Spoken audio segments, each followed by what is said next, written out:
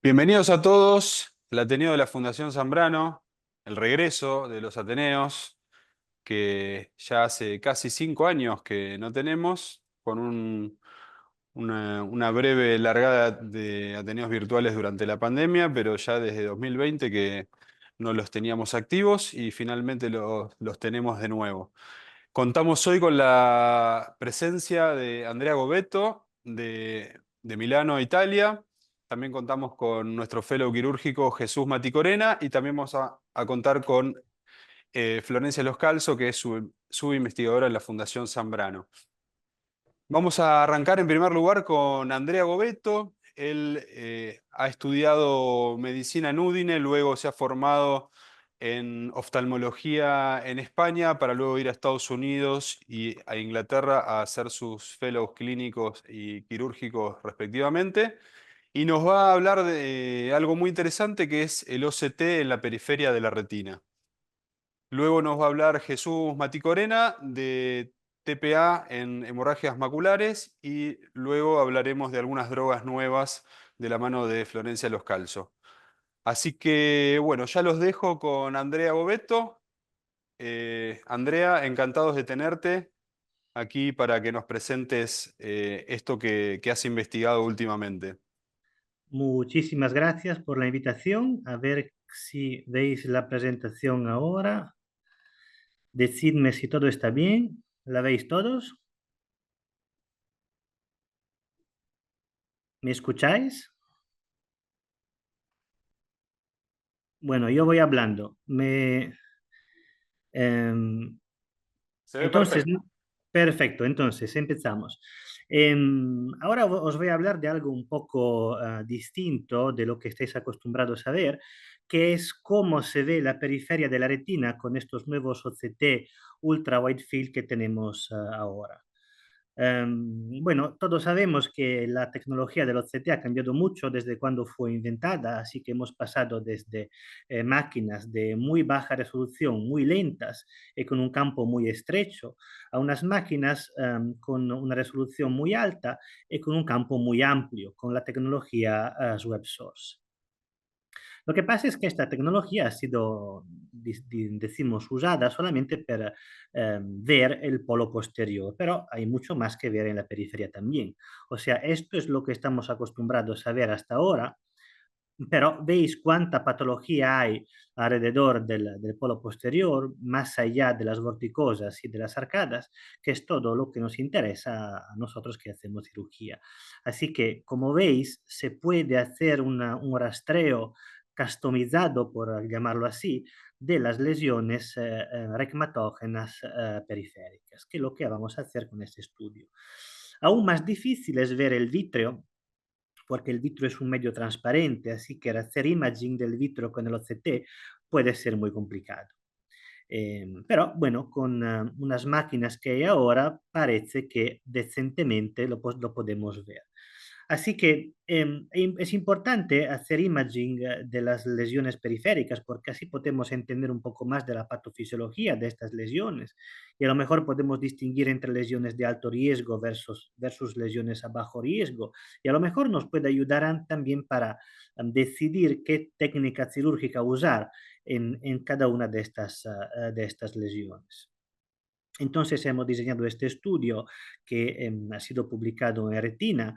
La hipótesis es que la patología central macular y la de la extrema periferia van a tener como similitudes, porque como sabemos, las células del Müller, que son las que distribuyen las fuerzas desde el vítreo hasta los fotorreceptores, son rectas tanto en el centro, en la fovea, como en la periferia extrema, como podéis ver aquí. Entonces, este es el artículo que ha sido publicado. Si queréis, podéis leerlo o preguntarme a mí, que os voy a mandar una copia. Veis que con estas máquinas se pueden hacer unas reconstrucciones muy bonitas de las roturas. Como veis, os podéis navegar, rotar y, vamos, tener una idea un poco más de cerca de cómo es la morfología de estos desgarros. Vamos a pasar. Todos sabéis que las fibras del vítreo también tienen una orientación distinta. En el centro cuando nos acercamos al polo posterior tiene una inclinación que está paralela a la retina y así que se puede desprender bien de la retina. Cuando llegamos a la base del vítreo, la orientación es perpendicular a la retina. Esto significa que a la base del vítreo, en la base del vítreo no se puede desprender el vítreo. Por primera vez ha sido posible ver la vitreosquisis con el OCT, la veis indicada por las flechas blancas. Vitreosquisis es cuando uno tiene un desprendimiento del vitrio que no es normal, así que la cortical posterior del vitrio se queda pegada a la retina. Esto provoca unas tracciones que son tangenciales, horizontales y no verticales, y esto puede causar unos agujeros, como podéis ver aquí, marcado por las estrellas en D, y F. Bien, el OCT puede ser útil también para ver agujeros que no veis con la lámpara hendidura. Como podéis ver aquí, hay un desprendimiento y no se veía el agujero. Con el OCT fue posible encontrarlo. Esto es de unas cientos micras de diámetro, o sea, es muy, muy pequeño. Entonces, vamos a describir unas lesiones que todos conocéis, pero a lo mejor no tanto con esa información que os voy a dar ahora. Entonces, las roturas en herraduras son muy interesantes, son peligrosas porque la tracción que tienen es casi exclusivamente en el borde anterior de la rotura, el que veis levantado aquí, ¿no? O sea, la rotura está libre del vítreo menos que en la parte anterior. La parte anterior se encuentra en el borde de la base del vitrio, o sea, donde el vitrio no se puede desprender. Si vais a ver con el OCT podréis ver unas distintas morfologías de estas roturas. Pueden ser así, llanas, pueden ser con el borde anterior levantado o pueden ser como rolled, como se dice en inglés. Así que así en A veis que el borde está plano. ¿Por qué? Porque en este ojo el vitro no se ha podido desprender del todo en ese punto. O sea, aquí es como si el proceso de formación de la rotura se haya interrumpido, no se ha llevado a levantar como aquí. Las que están elevadas, el vítreo está pegado solamente en la parte anterior, que es esta, que veis aquí con la estrella negra, y donde está la estrella blanca no hay vítreo, o sea que no hay tracción. Y estas son las que mejor se pueden solucionar con la cirugía. En estas podéis hacer lo que queráis, muy difícilmente ese desprendimiento va a recidivar. Y cuando veis el borde así, que está como rolled, arrotolado, no sé cómo se dice en español, de todos modos, eso significa que la retina empieza a ser rígida, o sea que empieza a haber una PVR inicial, o que hay una vitreosquisis en esos bordes. Cuando hay una degeneración periférica como la empalizada, por ejemplo, el vítreo está pegado de manera muy anormal, o sea, las adherencias del vítreo con la retina son muy fuertes y es experiencia de todos cuando vais a operar con vitrectomía un desprendimiento con una degeneración como esta, el vítreo está todo pegado, se viene toda la retina, porque tienes una adherencias que no son normales. Y veis también aquí con la retina pegada cuánto fuerte puede ser la atracción tangencial de ese vítreo. Entonces, ¿qué pasa con los delgados en herraduras?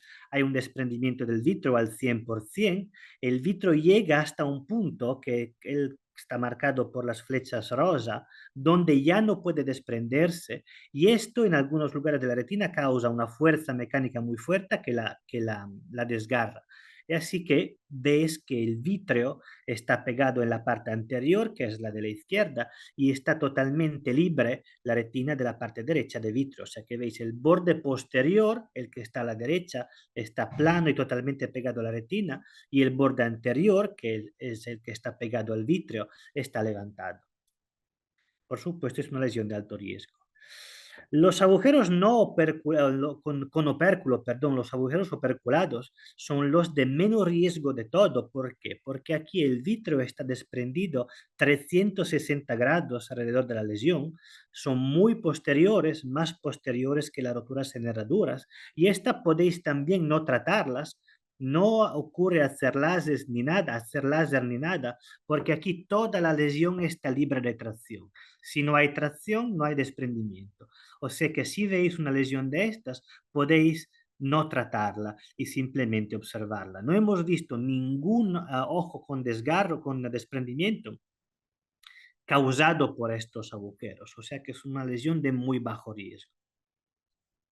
Y veis cómo es posterior a la rotura en herradura, o sea, está más cerca del polo posterior, porque tiene que ocurrir en un área donde todo el vitro se puede desprender, o sea, antes de la base del vitrio. Y veis que la morfología es parecida a un agujero macular. Veis aquí cómo se crean estas roturas, veis en la parte de arriba cómo el vitro se está desprendiendo y en la parte de abajo cómo se ha desprendido más anterior que donde está el agujero, levantando ese trozo de la retina que va a ser el opérculo. O sea, tiene que ocurrir en una área de la retina donde todo el vitrio se puede desprender. Bien. Vamos adelante a describir la patofisiología es básicamente la misma que la rotura sin herradura, pero aquí, más posteriormente, el vitrio se puede despegar del todo. O sea que se levanta el opérculo y los bordes de la lesión están llanos. Si no hay tracción, no hay desprendimiento. Y ahora la parte más interesante, que es la más nueva, estos agujeros no operculados, que todos los conocéis como agujeros atróficos, en realidad para nosotros no son atróficos porque son también causados por tracción. Veis que los bordes están levantados 360 grados y no sé si lo veis, pero encima de la lesión hay un área del vitrio que es distinta. Es como una parte donde el vitrio está más líquido, una lacuna se llama en latín, una lacuna de vitrio. Y veis que aquí la tracción es más tangencial y no anteroposterior. En el paper hemos hablado de vitriosquisis, pero no estoy convencido que en estas alturas de la periferia de la retina, se pueda hablar de vitriosquisis. Es simplemente un vitrio que no es normal. Y veis también aquí, aquí se ve mejor. Veis que la parte encima, la parte de arriba de estos pequeños desprendimientos está un poco más oscura de la que está aquí al lado. O sea, la parte que está arriba, la lacuna vitreal, es donde el vitrio está más líquido y es la que alimenta ese desprendimiento. O sea, si no estuviese esta lacuna vitreal por encima con un vitrio anormal más líquido, no se desprendería la retina así como es, porque no tiene nada que la alimente. Y veis cómo hay unas interacciones complejas del vitrio en la periferia que pueden causar estas lesiones. Aquí también veis en retina plana como la parte más gris que veis encima de la retina es vitrio anormal y la parte más negra que veis encima de los agujeros es donde el vitrio está más líquido. Son pacientes que tienen un vitrio degenerado, que no es un vitrio normal. Y veis cómo la morfología de las tracciones en periferia puede ser muy compleja y parecida a la que veis en el polo posterior. El OCT de encima es un OCT en la periferia extrema de la retina y veis cómo se parece al OCT central que se ha en esta tracción vitromacular. Aquí se ve también esas lacunas de las que os hablaba antes. Entonces veis el dibujo, que a lo mejor es más claro. Tenéis un vitrio que se queda pegado en el agujero en 360 grados. Encima del agujero hay un área donde el vitrio está más líquido, anormal, y este líquido tiene más facilidad para pasar debajo de la retina y alimentar, causar un desprendimiento de retina. O sea que estas lesiones son de alto riesgo. O sea, el mensaje que se quiere dar es que podéis tener unas interacciones del vitrio con la retina simples, o sea, nada especial, y son las de la rotura sin herradura, por ejemplo, con el borde levantado. Y en estas lesiones, cuando se desprende la retina, podéis operarlas como queréis, con una vitrectomía, un cerclaje, una episcleral, una pneumoretinopexia y normalmente van bien, es muy difícil que estas lesiones recidiven. que el desprendimiento haya recidivado. También podéis tener unas relaciones complejas entre el vitrio y la retina, con lesiones que no son normales. Cuando tenéis un agujero no operculado, tenéis una degeneración empalizada, porque tenéis el vitrio que está pegado de manera muy fuerte e irregular a la retina. Y aquí podéis tener problemas cuando, por ejemplo, hacéis una vitrectomía. Así que en un caso así, por ejemplo, yo encuentro que es más fácil poner un cerclaje, un buckling. Así no tenéis que preocuparos de solucionar estas adherencias con la vitrectomía, que puede ser más difícil. Y así, con una buena indentación, lo podéis resolver. Veis en este OCT central cómo hay estas lagunas también posteriormente. Esto es un paciente de 14 años con un vitro pegado y aquí a nadie les ocurriría hacer una vitrectomía. Y, y esto es un paciente que pero no tiene 14 años, es un paciente de 60 años con un desprendimiento del vítreo, pero veis cómo está complejo el vitro el vitro en la periferia. O sea que para mí no siempre la vitrectomía es la mejor opción en estos casos. Y también porque con la vitrectomía, cuando vosotros tratáis, pegáis la retina de manera muy brusca con el aire, vais a pegar de manera violenta los fotoreceptores. Y cuando un fotoreceptor acaba violentamente contra el epitelio pigmentato, no puede integrarse bien como cuando lo hace de manera más lenta, por ejemplo, después de una cirugía episcleral. Porque veis, si vais a pegar el fotoreceptor de manera muy violenta, la célula se puede dañar. Entonces podéis tener pliegues y otras cosas, como en estos casos que veis aquí. Entonces, los mensajes que os quería dar. La tracción vitreal está involucrada en toda la patología reumatógena. La tracción antero-posterior o axial puede causar los desgarros en herraduras, los agujeros operculados y también hay lamelares en periferia. La tracción horizontal o tangencial causa los agujeros no operculados periféricos, que son los más peligrosos. Las interacciones vitreales con la retina en la periferia pueden ser simples o complejas, o sea que decidir qué técnica quirúrgica usar según si el vitrio está pegado o no al polo posterior me parece demasiado simple a estas alturas. Y cuando operáis un desprendimiento con una vitrectomía, tenéis que tener cuidado porque la retina está pegada muy violentamente y muy velocemente por el tema del tamponamiento con aire que hacéis cuando quitáis el fluido debajo. O sea que esto puede causar la retina se pega de manera no fisiológica. Así que tenemos que hablar de cuál es la forma más fácil y eficaz de solucionar las interacciones complejas entre el vitro y la retina en periferia. Me doy cuenta que es mucha información y si no habéis entendido algo podemos discutir de eso. Muchas gracias por su atención.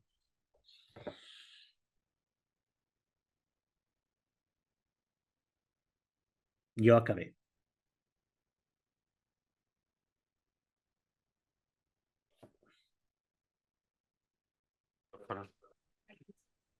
Ahí están. Bueno, Andrea, muchísimas gracias por tu excelente presentación. La verdad que es increíble ver esas imágenes del vitrio y la retina periférica con el OCT. Te quería hacer primero una pregunta de logística. ¿Qué equipo estás usando para tomar estas imágenes tan espectaculares?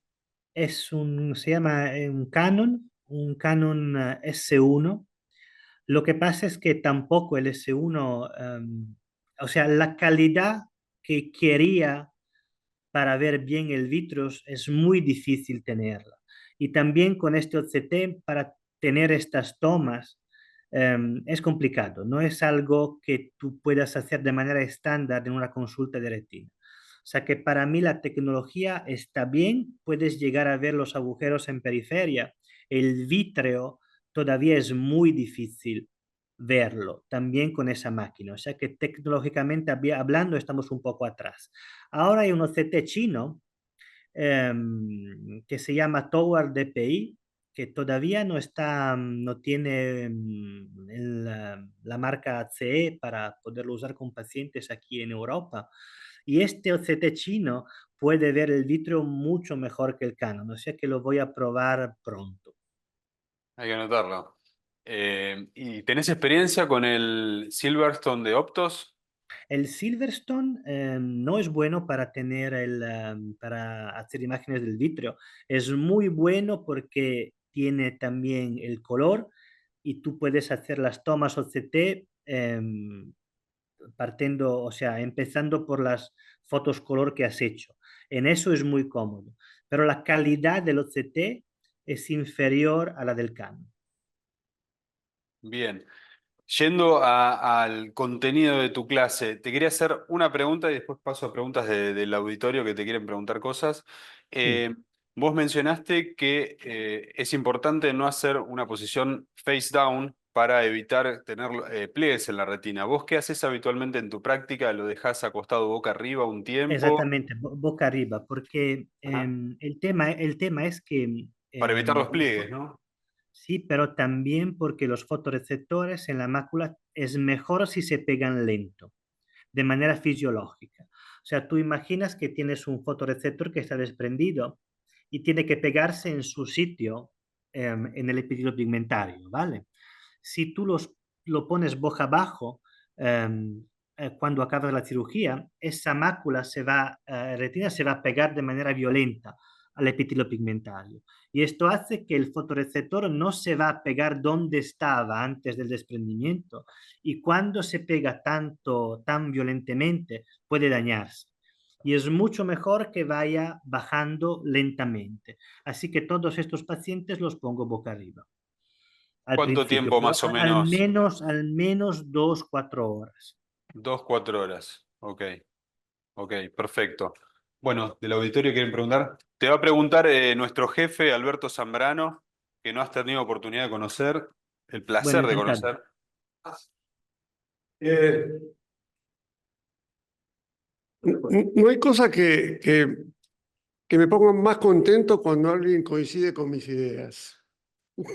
Bien, me alegro. Y yo ya tengo mis años, aunque lo disimulo mucho, y me he vivido peleando con el face down positioning que acá está. Parece que el que no lo pone boca abajo se va a ir al infierno. Ah, sí. Y la lógica dice al revés. Queremos bloquear los desgarros periféricos con el gas y dejemos que la bomba del epitelio pigmentario seque la mácula y la mácula. Bien, eso es aparte.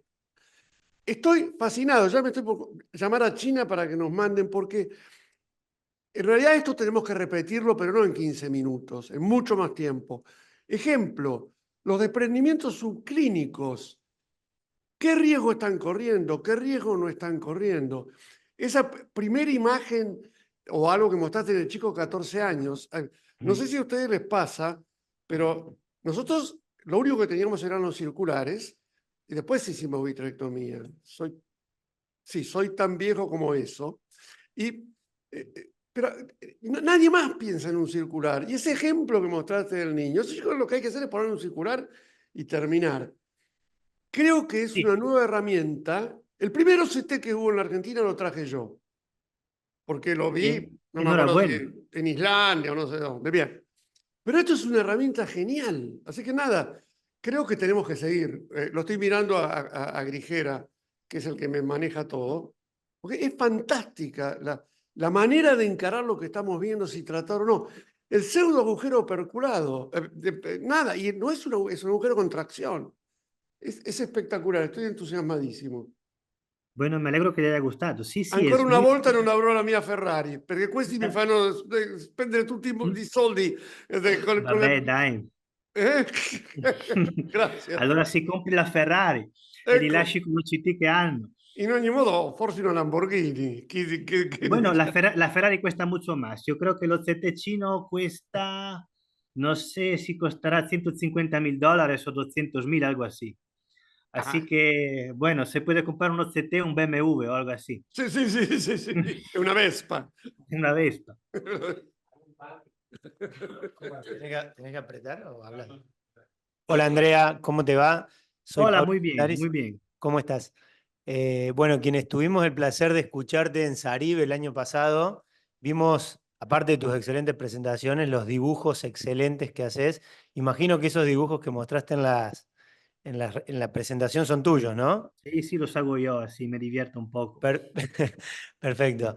No, la pregunta es, nosotros hacemos de rutina en todos los pacientes que vamos a operar por un desprendimiento de retina, un OCT de rutina, esté involucrada la mácula o no esté involucrada la mácula, Sí, porque nos da sí. mucha información para ver qué vamos a hacer en la cirugía, cómo está el vitrio en el polo posterior. La pregunta es si vos utilizás esta herramienta en todos tus pacientes que vas a operar de desprendimiento de retina y te hace cambiar conductas cuando vos haces el OCT en la periferia. Entonces, ahora lo estamos haciendo en todos. O sea, es verdad que es muy difícil tener imágenes de una calidad muy alta, pero para pillar el agujero es fácil. O sea, una toma del agujero, los residentes lo pueden hacer tranquilamente, no es difícil. Em, por escuela de quien me enseñó a operar desprendimientos, hago muchísima cirugía episcleral, o sea, cerclaje y así. Y la verdad es que em, mirando cómo puede ser complicada la interacción entre el vitro y la retina en periferia, siempre te dan menos ganas de hacer vitrectomías y solucionar eso desde afuera. O sea que lo que queremos demostrar, pero es difícil, es que cuando la interacción entre la retina y el vitro es muy compleja, por ejemplo, si tienes degeneraciones, si tienes vitrosquisis, si tienes pacientes jóvenes, es mejor hacer una cirugía desde fuera, sin entrar en el ojo. Pero bueno, no hay evidencia tan fuerte como poder recomendar eso de manera científica, pero la tendencia que tenemos nosotros es operar, o sea, para mí se hacen demasiadas vitrectomías generalmente. Habría que pensar más, analizar más a los pacientes y operar un poco más desde fuera. No sé qué pensáis vosotros. O sea, yo vengo de una fellowship en Inglaterra y en Inglaterra, a menos que el paciente no tenga 15 años y tenga todo el vitro pegado, no le hacen una cirugía escleral. Yo creo que esto no es correcto, o sea, no tenemos que olvidarnos de estas técnicas, porque los resultados son mejores al final, de agudeza visual, metamorfopsia y así. Habitualmente acá en la fundación, cuando tenemos agujeros retinogénicos, o sea, como son los que igual, los cuales vos mostraste que tenían las lacunas, Ujú, los tratamos habitualmente con backlink escleral, ya sea sectorial o circular, pero ujú. digamos, la gran mayoría que tenemos con el horseshoe tear común, habitualmente lo tratamos directamente con vitrectomía. Eso está bien, porque en el Orshooter el vitrio, o sea, no hay unas interacciones complejas entre el vitrio y la retina en el desgarro en herradura. El desgarro en herradura le puedes hacer lo que sea, a menos que no haya, no sé, degeneraciones empalizadas por todas partes y no sea un miope elevado y cosas así. En el desgarro así, normal, le puedes hacer lo que quieras, que difícilmente el desprendimiento va a ir mal. Yo creo que los que tienen más riesgo son los que tienen el vitrio anormal y las interacciones complejas entre el vitrio y la retina, porque allí es difícil quitar toda la tracción con el vitrecto. Pasa, Perdón, tengo una sola pregunta. Uno muchas veces se da cuenta cuando está haciendo la vitrectomía de esa interacción compleja Sí, que existe entre el vitrio y la retina, sobre todo en la base del vitrio. O sí, sea, sí, se da sí, cuenta de esa implantación más posterior del sí, vitrio, sí, sí, sí, sí, de sí, sí, ese vitrio difícil de sacar en la periferia. sí. Si vos decidís hacer una vitrectomía, ¿qué opinión te merece en esos pacientes la realización de un láser, de un cerclaje 360 para evitar, sí, un cerclaje con láser, ¿no? No un cerclaje con banda, sino un cerclaje con láser 360 para evitar posibles roturas iatrogénicas o A roturas ver, que fueron pasadas por alto. a mí no me gusta mucho el cerclaje láser, me parece que es un poco, crea, pues pone la retina más rígida, luego se puede romper, es bastante agresivo, no lo hago casi nunca un cerclaje láser. Cuando encuentro, como dice usted, una base vitreal muy posterior y que tengo dificultades con la vitrectomía, lo que hago es añadirle un cerclaje, una combinada, hacer un cerclaje y una vitrectomía. No me, si tienes el vitrio que no llegas a quitarlo con la vitrectomía, para mí tiene poco sentido hacerle un cerclaje láser, tiene más sentido ponerle un cerclaje desde fuera, para intentar contrastar esa tracción que no has quitado con la vitrectomía de otra manera. Y además, en la época en que apareció el láser, le hacían láser 360 al que pasaba por la calle. Sí, Y se veían las roturas en el borde posterior sí, de la exactamente, cicatriz de exactamente, láser. O sea que porque no exactamente, estábamos resolviendo nada. El otro exactamente. tema, y eso pasa en muchos lugares, inclusive pasa acá, es que no saben colocar circulares. Les resulta difícil, hay que enseñarles a colocar un circular. Un circular se pone, queda medio mal decirlo, pero en pocos minutos si no está práctico. Y he visto algunos cirujanos que tardan una hora porque no lo saben hacer. Entonces perdió popularidad y no hay que perder. El circular es, como decís vos, más, si en el medio de la cirugía lo descubrimos, le agregamos un circular, se puede colocar un circular a cualquier ojo que tenga entrada de vitrectomía. Pero ¿Qué le ponéis vosotros como cerclaje? eh, que le pongo ¿Usáis una banda de silicona o banda una de esponja? silicona y esponjas. Las Ok. esponjas de... Y la banda de silicona, la de 3 milímetros, así, También usamos, últimamente estamos usando bastante la de Ducournau, del PTFE. Ah, sí, Eh, como la biocompatible, esa. Exactamente, esa estamos Mm. usando bastante, que nos da muy buen resultado y A ver, tiene la ventaja de que no, de que no, ahora, de que no generaría intrusión en teoría. ahora lo que me preguntaba alguien que usaban, nosotros usamos mucho una esponja oval que es de bastante ancha, es de 5 milímetros y por 3 milímetros o 2,5, algo así. La esponja indenta muy bien, tiene una indentación muy suave. El problema de la esponja es que en pocos casos te puede dar unas reacciones. La hemos tenido, yo creo, en un 2%, 1% de los pacientes que operamos puede tener una reacción como inflamatoria por la esponja, pero la esponja indenta mucho mejor de la banda de silicona estándar que se usa. Tiene sus cosas, pero bueno, en el 99% de los pacientes que operamos no tenemos problemas. O sea que, y además te da una indentación suave, pero bastante ancha, que te pilla lo que tiene que pillar, la base del vitrio. Bueno, creo que no hay más preguntas. No sé si en el chat hay algunas preguntas.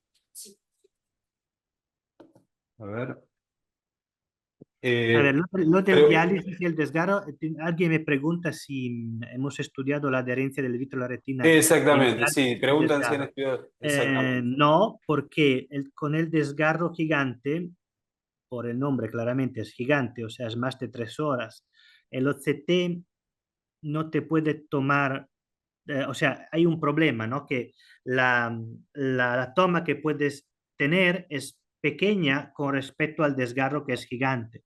Y cuando tienes un desgarro gigante, la retina está desprendida bastante y es difícil ver el vítreo allí. Tal vez con ese OCT chino se puede, con el que tengo yo no. Lo he probado, pero no he podido ver bien el vitro en esos casos. Bien, perfecto. Creo que no hay más preguntas. Bueno, te queremos agradecer mucho desde ya, Andrea, tu... Ah, ¿Cuándo la seguimos? Es ¿Qué un queréis término otra? bastante criollo, pero la pregunta es, ¿cuándo la seguimos? Bueno, cuando queráis, Perfecto, has quedado cuando queráis. comprometido. Muchas gracias. Muchas gracias a vosotros. Bueno, encantado, ¿eh? Muchas gracias. Bueno, muchas gracias, Andrea. Si querés quedarte, estás invitado. Si no, obviamente te liberamos como para que hagas lo que tengas que hacer en este día. Muchísimas gracias por darnos tu tiempo. A vosotros. Hasta luego, entonces. Bien, ahora le toca a Florencia, no, perdón, a Jesús le toca. Sí, bien. Ahora presentamos a Jesús Maticorena, nuestro fellow quirúrgico. Él viene de Lima, Perú. Está haciendo el fellowship desde hace un par de meses. Así que, bueno, Jesús.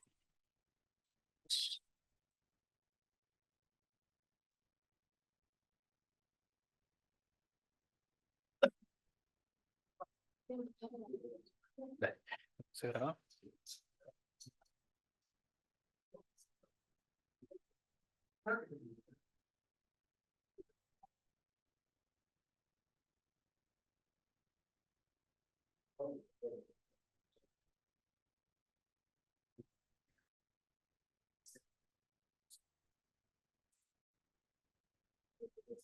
Ajá, desde el principio.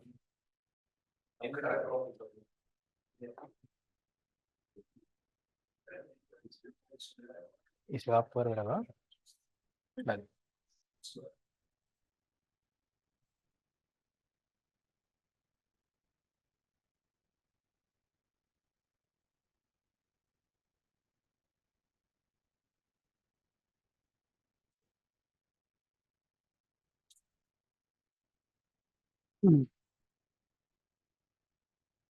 Bueno,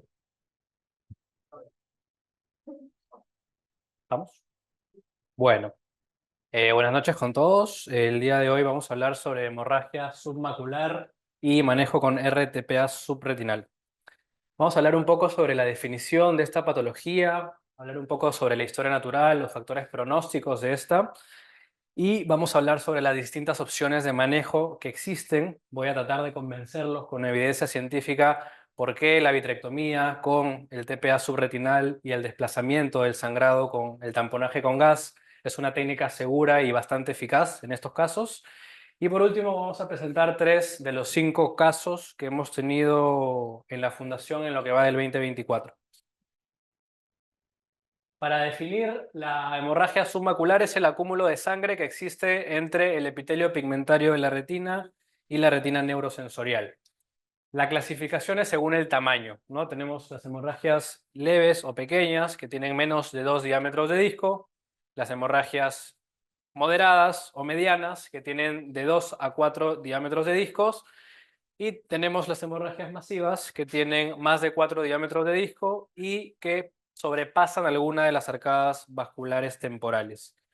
Con respecto a estas hemorragias submaculares masivas, se caracterizan también por ser abultadas, es decir, tener en el OCT, perdón, más de 400 micras de tamaño.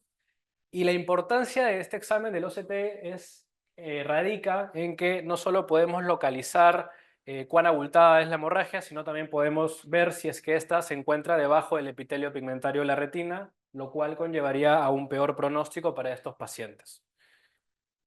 Con respecto a la etiología, pues por mucho la degeneración macular asociada a la edad es la primera causa de esta entidad. Como segundo lugar tenemos los macroaneurismas retinianos y un poco más, menos frecuente, perdón, traumatismos, discrasias sanguíneas, retinopatía por Valsalva, etc.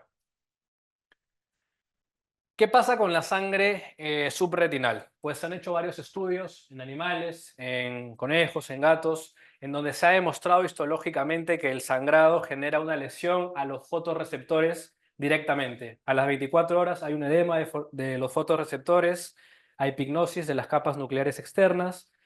Además, existe toxicidad por la contracción de la malla de fibrina cuando se forma el coágulo, existe toxicidad del hierro, de la hemosiderina, y muchos de estos pacientes terminan en una cicatriz macular con proliferación de tejido fibroso.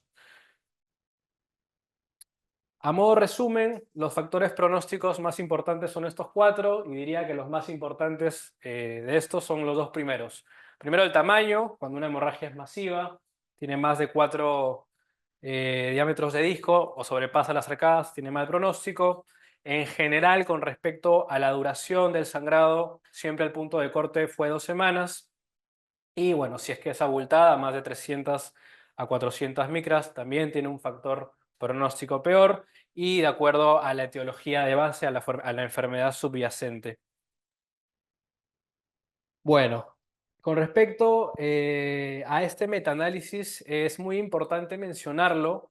¿Por qué? Porque se vio en varios estudios en el que trataban a pacientes con hemorragias submaculares que inclusive tenían más de 4 semanas de tiempo de enfermedad. Y se vio que la gran mayoría de ellos tenía una mejoría en la agudeza visual o tenía una disminución del ectotoma central. Entonces, el primer concepto importante para llevarnos es que siempre que hay sangre en el espacio subretinal hay que sacarlo. Y el segundo concepto importante es cuándo hay que removerlo lo más pronto posible. Pero aún así hayan pasado más de 2 semanas, es siempre mejor limpiar el área foveal a pesar de que el tiempo sea más de 2 semanas, ¿no? Con respecto al manejo, pues hay 2 formas de quitar el sangrado subretinal. Tenemos la remoción mecánica o el desplazamiento del sangrado hacia inferior. Vamos a empezar hablando un poco brevemente sobre lo más radical. Lo más radical es hacer una vitrectomía, hacer una retinectomía y sacar el coágulo de sangre directamente. Esta es una cirugía radical, tiene muchas complicaciones, la literatura habla entre 30 a 40% de complicaciones y no hay evidencia científica, al menos no hay evidencia robusta, estadísticamente significativa, que esta técnica sea superior a otras técnicas más conservadoras como la vitrectomía con el uso de RTPA subretinal. De lo que sí hay evidencia es que esta técnica conlleva a muchas más complicaciones y complicaciones severas, como desprendimientos de retina, agujeros maculares, etc. Este estudio es un estudio importante que se hizo en el 2004 porque compararon 2 grupos. Un grupo donde se observó las hemorragias y el otro grupo donde se las removió mecánicamente. Se vio que no hay diferencia en el seguimiento a 2 años en el porcentaje de pérdida de visión. Y de lo que sí hubo diferencia es que el grupo que fue a la cirugía radical tuvo 8 veces más desprendimiento de retina comparado con el grupo 1. Teniendo en cuenta esto, esto nos lleva a pensar que el tratamiento radical podría no ser lo mejor para estos casos y pues nos lleva a ver opciones un poco más conservadoras. Lo más conservador que existe para el manejo de esta patología es el desplazamiento del sangrado.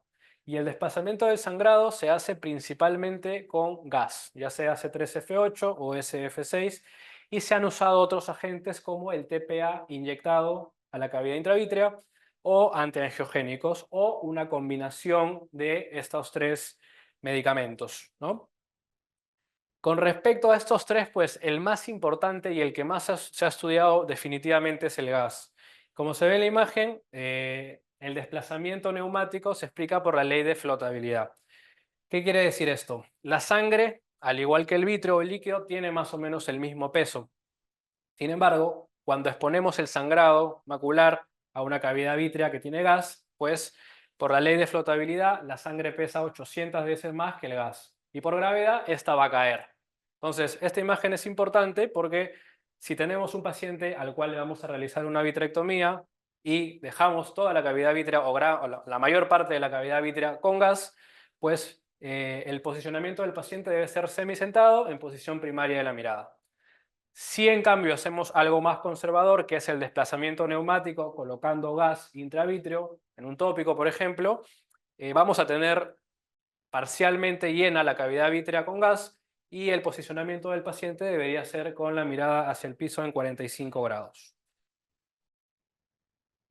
El manejo de las hemorragias subretinales, submaculares, pues lo cierto es que no existe un consenso, no hay ningún estudio randomizado, doble ciego, prospectivo. Hasta ahora hay uno que lo voy a mencionar que está en camino, pero más o menos se podría resumir en este cuadro teniendo en cuenta que si son hemorragias que son pequeñas o medianas, se podría hacer un tratamiento bastante conservador con la colocación de gas intravítreo, acompañado o no de TPA intravítreo y de un antiangiogénico. En el caso de que estas hemorragias sean masivas, lo más indicado es hacer una vitrectomía. No voy a ahondar mucho en esta tabla, pero lo que sí me parece importante mencionar es que la mayoría de tratamientos que se han estudiado son efectivos en cuanto a mejoran la agudeza visual y desplazan el sangrado. Se han probado diferentes combinaciones y no hay un consenso, como lo mencioné. Depende mucho del tamaño del sangrado, de la altura del sangrado, de la disponibilidad o no de algunos insumos como el gas, como el TPA, como equipo de vitrectomía. Lo que sí se ha demostrado en este metaanálisis es que las mejores tasas de mejoramiento, de mejora de agudeza visual a largo plazo, la ha tenido la vitrectomía con el uso de TPA subretinal, tamponaje con gas y al finalizar la cirugía, la colocación de un antiangiogénico. Ahora sí, para hablar un poquito de TPA, el RTPA es el activador del plasminógeno tisular humano recombinante, el cual pues, es una molécula que lo que va a hacer es activar el plasminógeno en plasmina y la plasmina va a degradar la malla de fibrina. Fue Peyman, un oftalmólogo, que en el 91 describió por primera vez el uso de TPA subretinal. Tuvo 2 casos de pacientes con hemorragias masivas, los cuales estaban en cuentadedos, y él colocó el TPA subretinal sin hacer tamponaje siquiera, no colocó gas. La manera como él colocó el TPA fue haciendo una pequeña retinotomía. No lo hizo como lo vamos a ver en los videos a través de una cánula 38 gauge o 41 gauge.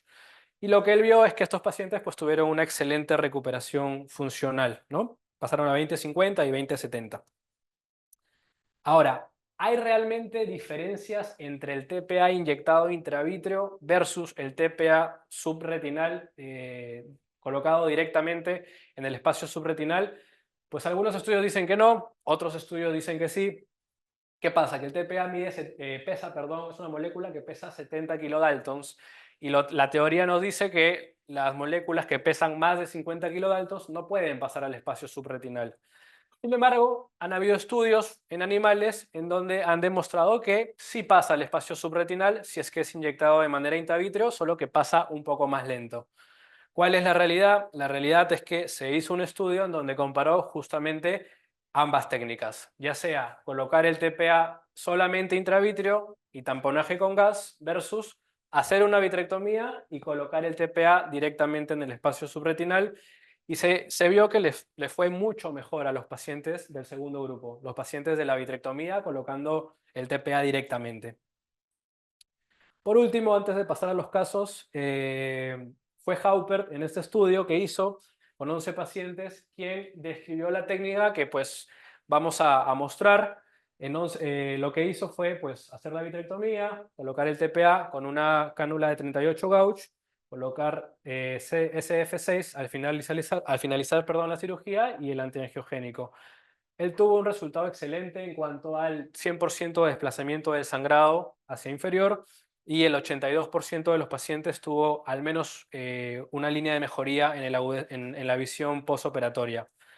Este estudio Tiger solo lo muestro para tenerlo en cuenta que es el único ensayo clínico que a la fecha está corriendo, se está haciendo en Europa y bueno, se espera que para el próximo año se presenten los primeros resultados.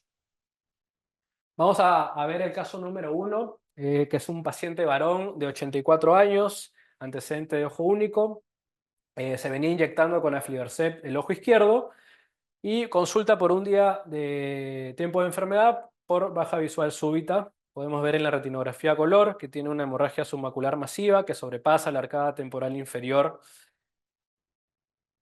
Este es el OCT del paciente, el cual muestra pues, una hemorragia bastante abultada y pues, un sangrado también por debajo del epitelio pigmentario de la retina. Se le decidió hacerle al día siguiente de que acude a consulta la cirugía que se va a mostrar, ¿no? Después de la colocación de trócares se empieza haciendo la vitrectomía. Vamos a ver si se puede adelantar un poquito.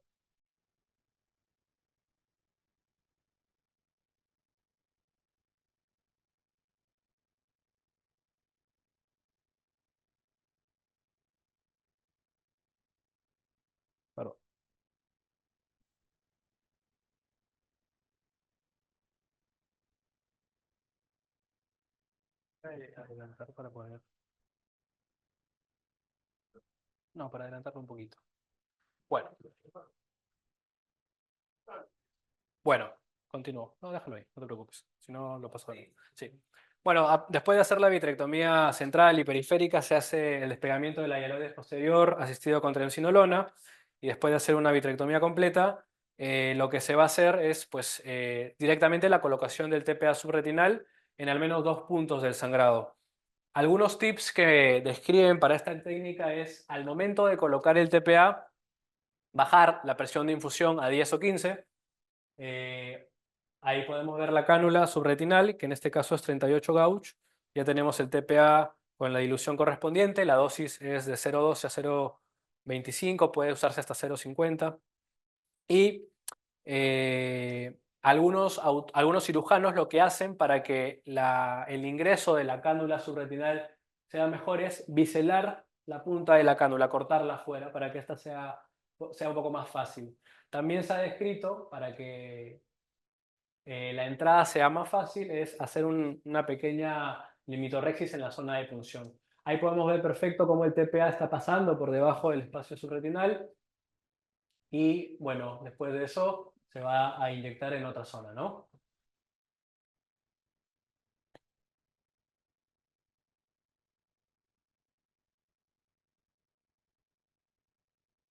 Bueno, después de la colocación del medicamento, se procede a revisar la periferia con indentación, hacer el intercambio fluido-aire, la colocación del gas, en este caso fue SF6, y finalmente el antiangiogénico.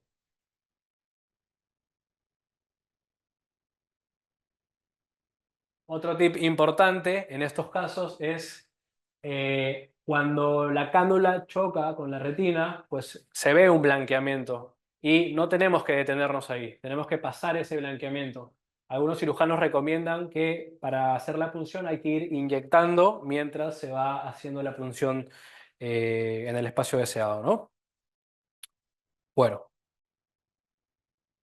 este es el OCT a la semana, donde todavía podemos ver la burbuja de gas, podemos ver una mejoría significativa en el OCT. Lamentablemente este paciente a las 2 semanas volvió a tener exudación, como se puede ver en el OCT acá abajo. Después de una inyección de aflibercept, pues el paciente tiene este OCT, que es el último, en donde se puede ver que la hemorragia submacular mejoró bastante, igual mejoró el perfil macular y bueno, pudo recuperar la agudeza visual que tenía. El segundo caso es un caso bastante más florido. Es una paciente mujer de 78 años que tiene como antecedente de tener doble antiagregación plaquetaria, que justamente es un factor de riesgo adicional. No tiene ningún antecedente oftalmológico de nada, o al menos eso es lo que ella menciona. Acude por baja visual de 2 días. Ella refiere que se golpea la cabeza con la alacena en la cocina. Esta es la retinografía color, donde vemos pues, un gran hematoma subretinal bastante abultado, sobre todo en la parte temporal e inferior. Y pues este es el OCT, donde se ve todo el acúmulo de sangre, tenemos la ecografía también abajo. Importante mencionar que esta paciente llegó en bultos, pero el día de la cirugía se le vuelve a evaluar, se le hace una retinografía y estaba con percepción luminosa, con un hemovitro total adicionalmente. Lamentablemente no se grabó la primera parte de la cirugía, pero bueno, ahí podemos ver que el sangrado había avanzado. No solo era temporal inferior, sino también estaba hacia la parte superior y nasal ahora. Prácticamente era 3/4 de la retina o más, ¿sí? Bueno, acá un poco lo mismo, no vamos a poder ver la ola o la bulla que se produce porque pues ya está bastante bulloso. Tenemos acá la retinografía color de campo amplio, la última que se le hizo a la paciente. Pues la verdad que tuvo un resultado bastante satisfactorio. Se ve mejor en el fondo de ojo, pero todavía tenía un hematoma residual inferonasal, pero el resto de la retina pues quedó anatómicamente muy, muy bien. Esto es el OCT comparado al mismo corte para que no haya ninguna polémica y pues esa es la mejoría que se tuvo, que realmente es una mejoría bastante, bastante buena, ¿no? La paciente, bueno, está en cuentadeos a 1 metro y tiene la patología de fondo macular. El tercer caso es el caso de un paciente varón de 78 años. Lo muestro porque es un paciente que, a diferencia de los dos primeros, consulta con un mes de enfermedad, ¿sí? Había venido de otro centro, perdón, le estaban inyectando, pues, y decidió tener una segunda opinión. Muestro rápidamente la cirugía, que es, bueno, un poco más de lo mismo.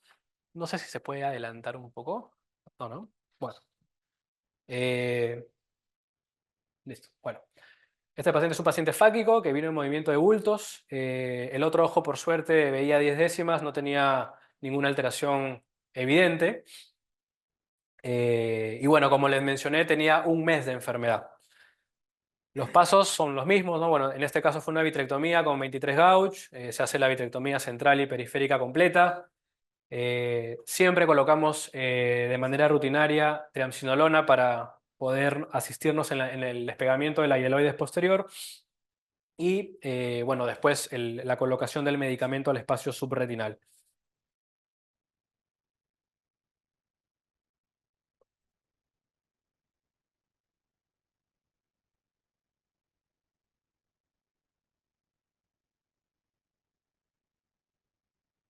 Sí. Bueno,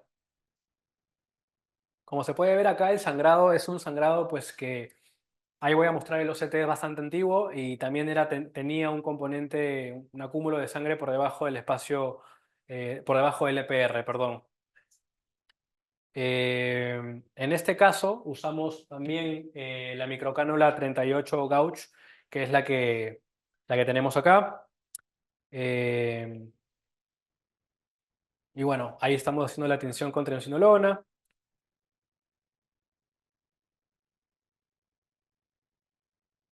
Bueno.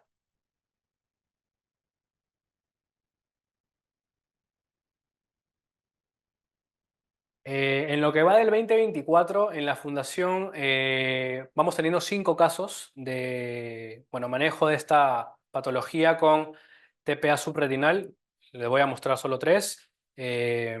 Digamos que son los más representativos, pero en general la experiencia que se tiene también ya de hace algunos años acá es bastante positiva. Bastante positiva en cuanto a la mejoría de la agudeza visual, pero sobre todo al desplazamiento de sangrado, al desplazamiento de la hemorragia submacular. Tenemos que tener en cuenta que pues, la primera causa de esta patología es la membrana neovascular coroidea activa.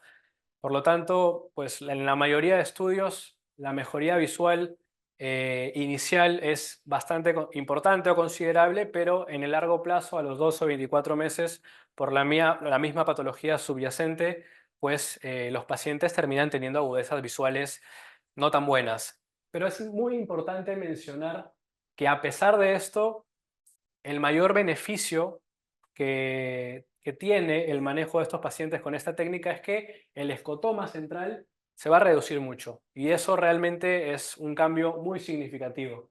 El darle ese mayor campo visual es algo que es muy importante. Bueno, ahí podemos ver la inyección del TPA, donde ya se pasó el blanqueamiento, y vamos a ver cómo el medicamento empieza a disecar más hacia el espacio subretinal, ¿no?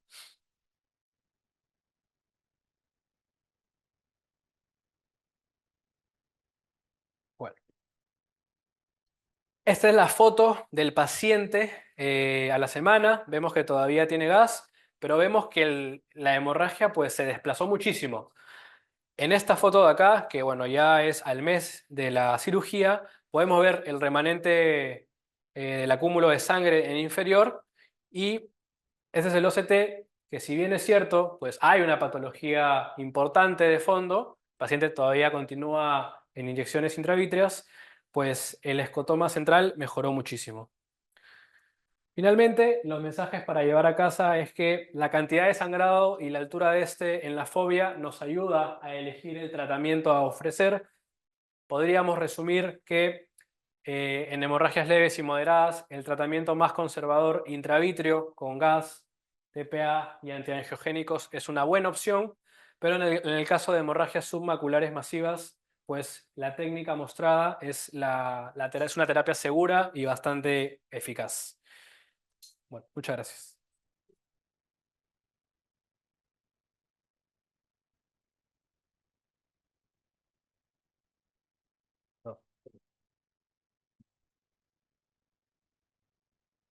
Muy bien, Jesús, muchísimas gracias.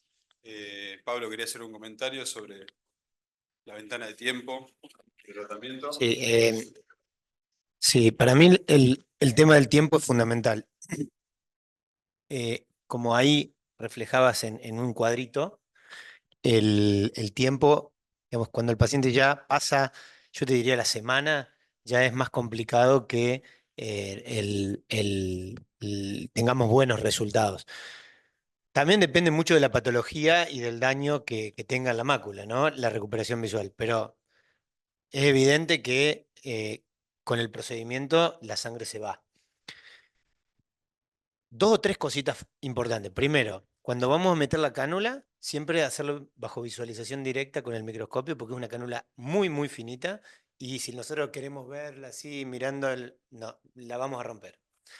Segundo, la presión de infusión que vos le vas a, a- a dar al aparato para inyectar, tiene que ser lo mínimo posible y siempre hay que probarla afuera y vos tenés que ver que vaya cayendo como unas gotitas, ¿sí? Bien, bien despacito. Y ese, sí, sí, bueno, esto va conectado a una jeringa de microgoteo con una aguja, también de estas agujas finitas de 38 gauge o de 41 gauge, que va conectado a el sistema de infusión de aceite. Entonces, vos ahí podés regular la presión de infusión de aceite. Y eso lo tenemos que poner bien, bien bajito, porque si no, te explota la mácula, porque vos le vas a inyectar muchísimo contenido abajo de la mácula. Y otro dato importante es tener en cuenta que después en el postoperatorio vos vas a ver siempre un desprendimiento de retina inferior. O sea, siempre, siempre va a haber un desprendimiento de retina inferior con un desplazamiento de sangre hacia abajo. Y eso es normal, no hay que asustarse que hay un desprendimiento de retina inferior y que después se va reabsorbiendo solo. ¿Mm? ¿Mm? Preguntan acá de la dosis de que está. ¿Vos qué dosis estás usando habitualmente, Pablo, para esto? Viene la ampolla de 50, no, la dosis es de 50, pero la ampolla hay que diluirla, viene liofilizada y hay que diluirla. Yo siempre le coloco, para obtener la dosis, 0,9 de tuberculina, le coloco 0,9 directamente a la ampolla, la diluyo y de eso saco 0,2, 0,3. Y eso es lo que inyecto dentro del ojo. Pero siempre, otra cosa que a un colega también le pasó, charlando de esto también le pasó, es que hay que tratar de no sacar toda la cantidad de la dosis, no sacar todo, sino dejar un poquito.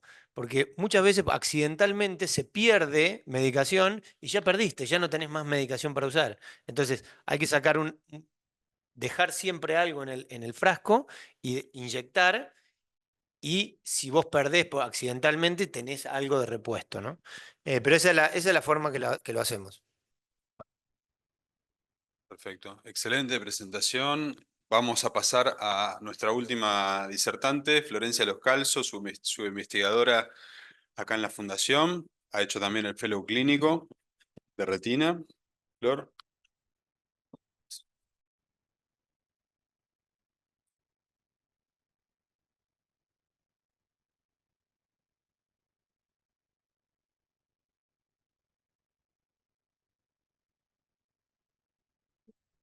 Claro.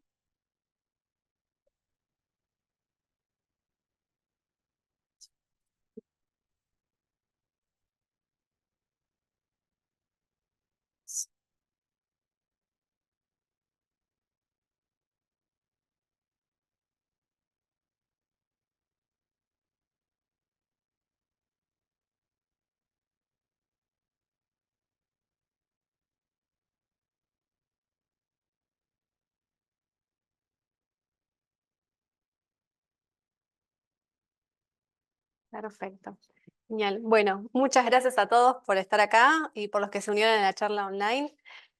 Bueno, la idea de hoy es hablar un poco sobre algo un poco más distinto, por así decirlo.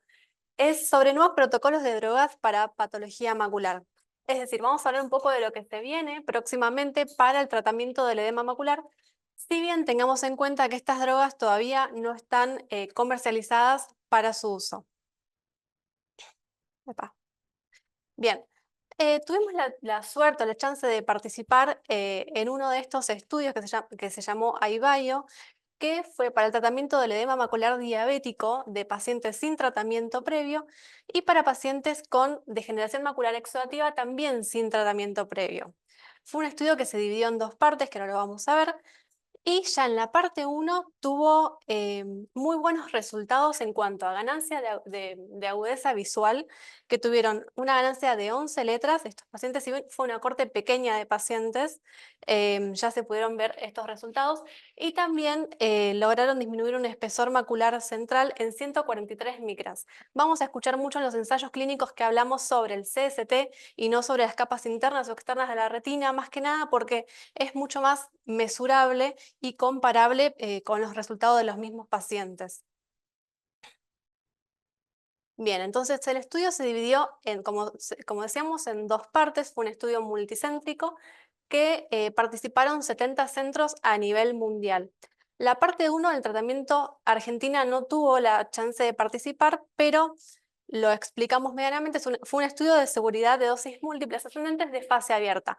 Esto quiere decir que se sabía qué droga se le administró a cada paciente, o sea, no había un doble ciego, y por otro lado se dividió a los pacientes en 4 cortes. En la primera corte recibieron una dosis baja de medicación, en la segunda corte una dosis media-baja de medicación, en la tercera una dosis media-alta y en la cuarta una dosis alta de medicación. Y se vio que en las cortes 3 y 4 tuvieron muchísimo mejor resultados que en la corte 1 y 2. Bien. Después, por otro lado, Argentina tuvo la chance de participar acá. Bueno, estuvieron algunos centros participando en este estudio y básicamente el objetivo fue estudiar la seguridad y eficacia de participantes con estas dos patologías y se dividió a los dos grupos en dos cortes y se les administró una dosis media alta de medicación y una dosis alta. Y a los pacientes que tenían AMD exudativa se los trató además con Eylea. Se les administró Eylea 30 minutos antes y se les administró o una dosis media alta de medicación o una dosis alta. Este estudio duró 12 semanas. Bien, vamos a hablar un poco sobre lo que más nos importa, que es la droga en sí.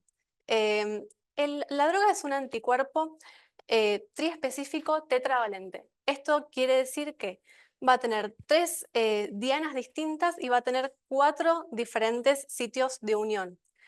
Y lo novedoso de esta droga es que va a ser un agonista de la vía de la WNT, es decir que va a actuar sobre una vía totalmente distinta a lo que nosotros conocemos habitualmente, que son los anti-VEGF. Se descubrió que esta vía va a favorecer la homeostasis de la barrera hematorretinal, la estabilidad de la barrera hematorretinal, disminuyendo las filtraciones vasculares de la retina. Bien, acá vemos entonces que es un ligando natural de la anorrina que va a tener diferentes sitios de unión, por ejemplo, los receptores del LRP5, que es un receptor de lipoproteínas de baja densidad, también se va a unir al FZD4 y a otro más que ahora lo vamos a ver. Bien, y vamos a hablar muy brevemente sobre la importancia de la barrera hematorretinal en las enfermedades vasculares retinales. Sabemos que la fuga vascular va a seguir a la interrupción de la barrera vascular en gran medida por la pérdida de las uniones estrechas entre las células vasculares y endoteliales. Entonces, ¿cuál es el rol de esta nueva vía? Bueno, va a tener 3 componentes clave. Por un lado tenemos el FZD4, por otro lado tenemos el LRP5 y por otro lado el receptor de tetraspanina 12. Sabemos que la interrupción de la señalización de esta vía generaría una ruptura de la función de la barrera de las células endoteliales, lo que va a resultar en una fuga de líquido a la retina y esto puede ser provocado por altos valores de VEGF, como por ejemplo en estas patologías. Bien. Acá vemos que cuando se estimula la vía de señalización de la anorrina, que es esta vía que es de la WNT, el complejo de estos tres receptores se va a agrupar y va a activar la vía de la beta-catenina, que va a favorecer las uniones estrechas y la función de barrera se va a inhibir, va a favorecer la función de barrera y va a inhibir las proteínas involucradas en la permeabilidad retinal. Entonces, acá como vemos, esto va a agonizar esta vía, acá se ve el ligando de la anorrina y va a activar a toda esta vía, favoreciendo entonces estas uniones estrechas entre las células. Bien, entonces queríamos comentarles un poquito. Esto en realidad fueron 104 pacientes a nivel mundial que fueron reclutados. Argentina pudo reclutar 5 pacientes de estos 104, si bien parece un número pequeño de pacientes, la realidad es que bueno, nosotros pudimos reclutar 2 pacientes de todos estos y el Centro Oftalmológico Charles pudo reclutar 3 pacientes. Como decía, si bien parece un número pequeño de pacientes, la Argentina fue uno de los últimos países en unirse y formaron parte de este ensayo clínico solamente 5 países. Entonces la idea es seguir favoreciendo, digamos, a nosotros como país, digamos, y reclutando más este tipo de pacientes, ¿sí? Que son pacientes con edema macular diabético no tratado o pacientes con AMD no tratada también. Si bien es un poco complejo porque no tienen que tener ninguna alteración a nivel macular, no tienen que tener tracción vitromacular, no tienen que tener membranas ni nada raro. Bien. Otro de los ensayos clínicos que vamos a tener la chance de participar es un estudio de fase 3. Lamentablemente en la fase 2 Argentina no pudo participar porque no fue seleccionada, pero ahora sí en la fase 3 y va a tratar a pacientes con AMD exudativa. Y va a enfocarse en disminuir la cantidad de inyecciones que necesitan los pacientes. Es decir, nosotros sabemos que hay algunos pacientes que van a necesitar entre 1 y 2 meses realizarse inyecciones y aún así con eso no alcanza o no es suficiente. Entonces este estudio va a tratar de venir a disminuir las inyecciones que precisan. Bien, ¿y de qué se trata esta droga? Es un inhibidor de la tirosina quinasa. Entonces va a actuar sobre los receptores del receptor VEGF1, el 2 y el 3, y el factor de crecimiento derivado de plaquetas, ¿sí? Que es el axitinib, esta droga. Entonces esta droga va a actuar intracelularmente y va a interferir esta señalización celular inhibiendo a la tirosina quinasa.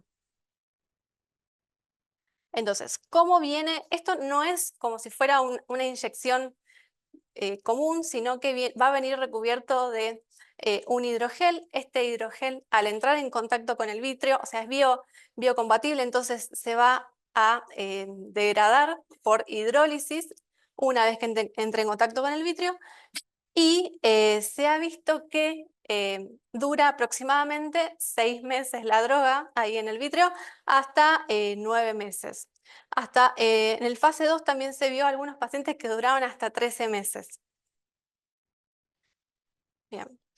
Bueno, más o menos los criterios de inclusión para reclutamiento de estos pacientes también son los mismos, es decir, tienen que tener una membrana neovascular activa, tanto subfoveal o extrafoveal, que tengan mínimo líquido.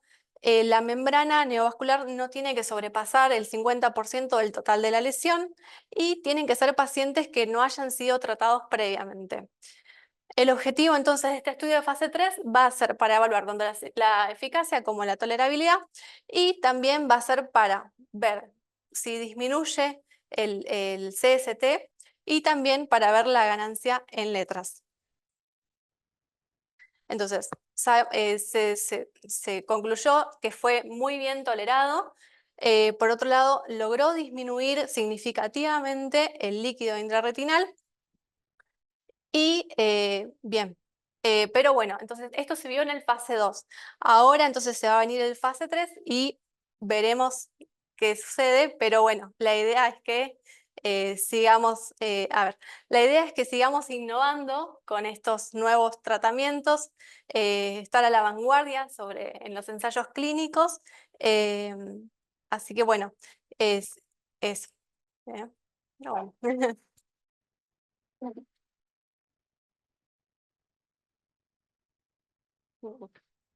Bueno.